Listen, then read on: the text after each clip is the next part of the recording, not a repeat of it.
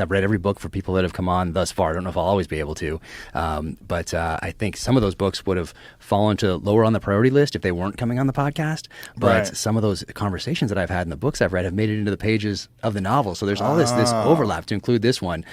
Brian Mora has a book called The Able Archers, and it talks about a nuclear exchange that almost happened between the United States and the Soviet Union in 1983. And there was one guy in the Soviet Union, an officer on watch that night, who was not supposed to be there. And those documents were just, I think it was, I might be off by a year or two, but I think it was 1999 when these documents were finally declassified. So well after the end of the Cold War.